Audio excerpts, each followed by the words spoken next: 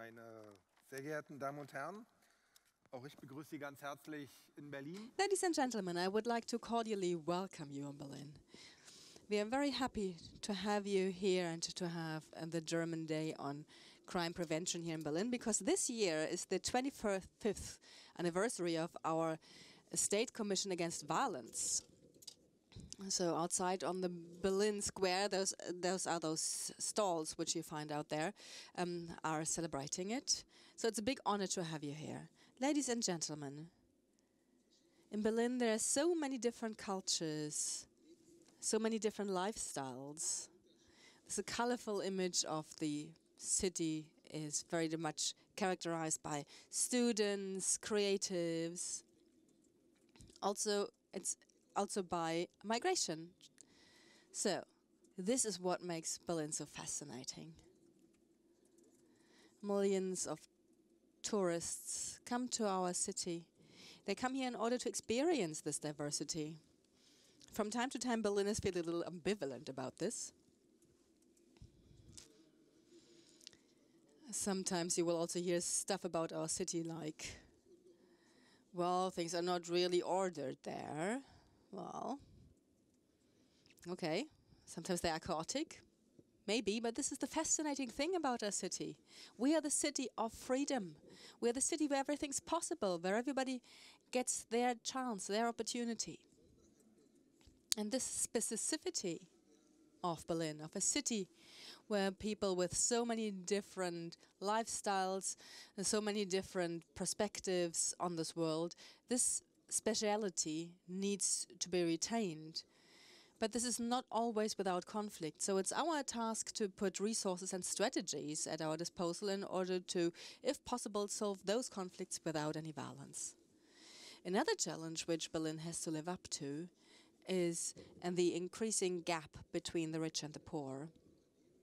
So when domestic companies, but also foreign companies, keep buying real estate, then rents increase, and this leads to huge problems, especially for Berliners who have been living in their district forever, their whole lives. So they have to leave their district after having been living there for, let's say, 40 years. What I would like to tell you is the following: this huge changes and this increasing complexity of our world and the loss of certainties leads to a situation that many people feel overcharged. There's a level of uncertainty. They have got the feeling that they can't keep on track, that they are lost. Many Berliners said, we are so proud that Berlin is growing, and that they said, well, in another 40,000 new inhabitants on an annual basis, that is a great thing, on the one hand. But we have to make sure that also the Berliners who live outside the Potsdam Square, outside the circle of the urban commuter train, who are living on the outskirts, that also they can participate. Because if they can't, this is a source for possible conflicts. Conflicts which we must not even let emerge. So this feeling being excluded in a world which keeps changing ever faster brings many people in the situation that they start believing those who pretend that they would have simple answers to difficult questions. But that is not right. We see that realities are drifting apart. If you look at the objective criminality statistics in Berlin, we live as secure as we have. So in the last few years we had 200 murders, and we have halved that over the last few years, the rate. And also if you look at burglaries, we see, okay, and there is an increase in burglaries, but if you look at the statistics, there's an objective positive development. And yet more and more people have got this feeling that everything's getting worse. So this diversion is exerting a huge level of pressure on us. And this diversion has got a potential of splitting our society. I could also say that 15 years ago we had got 20% of unemployment, now it's 7.5%, so actually it's great, but no. So despite the fact that objectively and people live in a quite comfortable and good situation, people are afraid of losing things. And those fears exert pressure on us. And just informing people about those statistics doesn't help at the end of the day.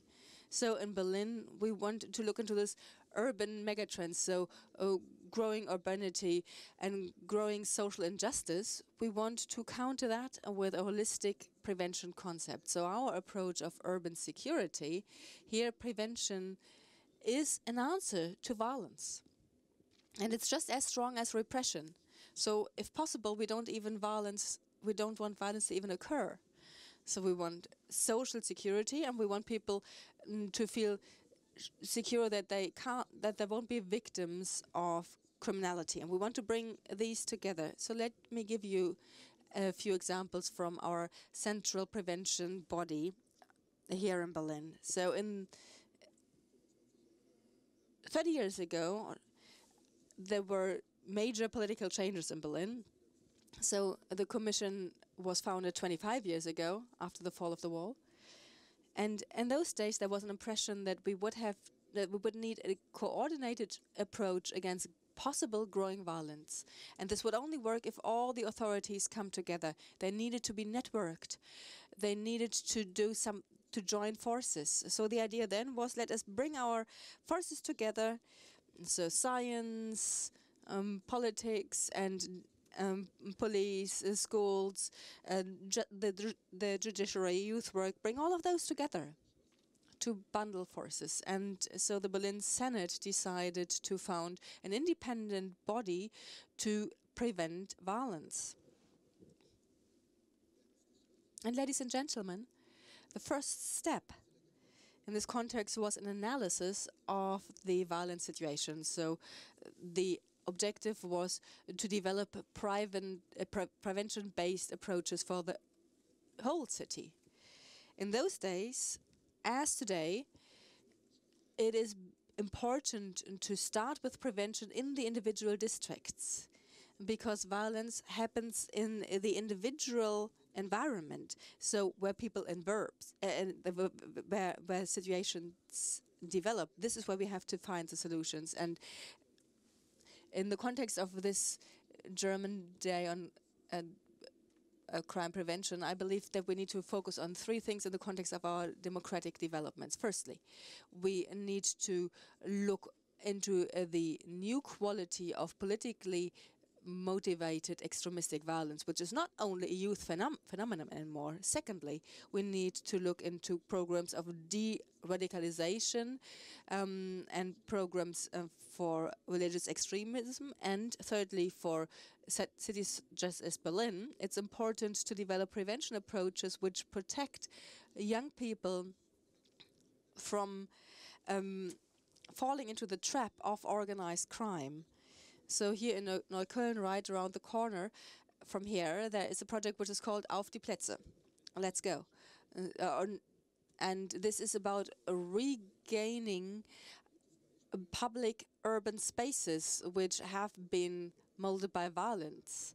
So we need to regain those places. Police, social services and others need to come together in order to reclaim those spaces, those public places.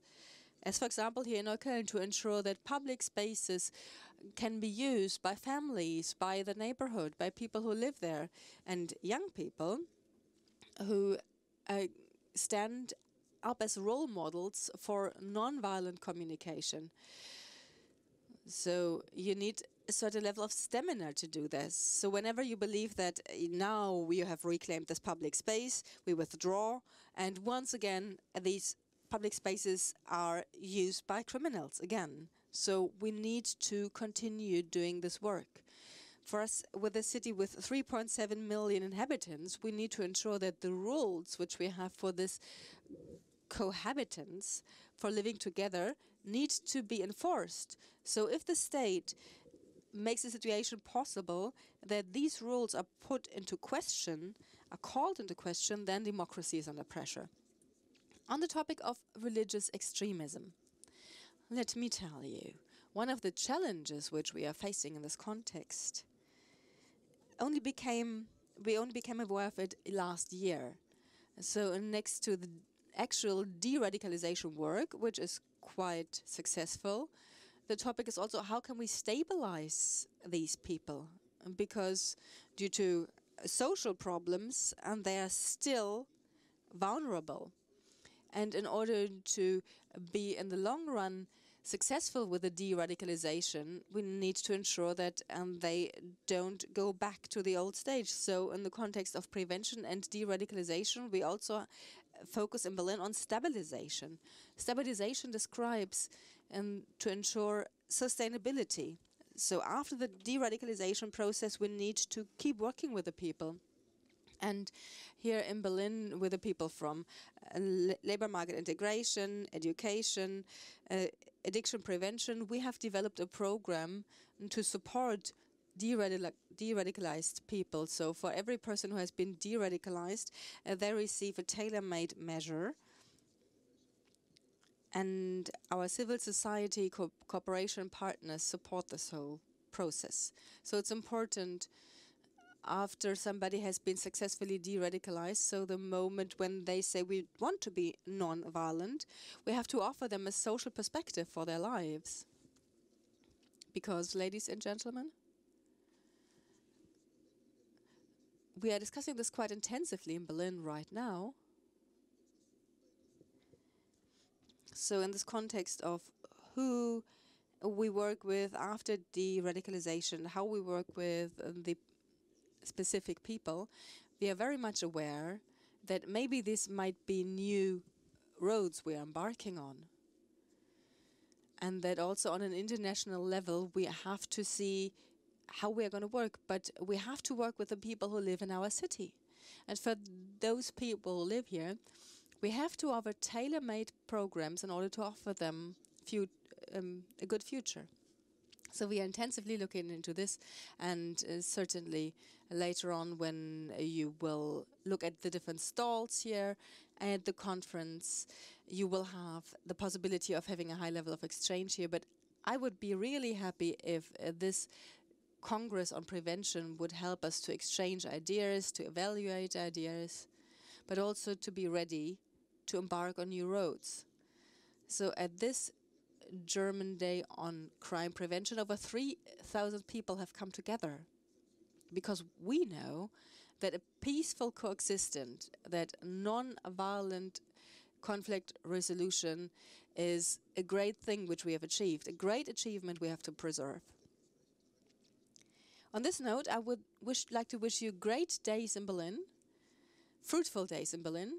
Please make use of the occasion of just see the city a little bit over the next few days, and then when you go back home, and tell your people at home that life in Berlin is not only diverse, but fun as well. Have a great conference.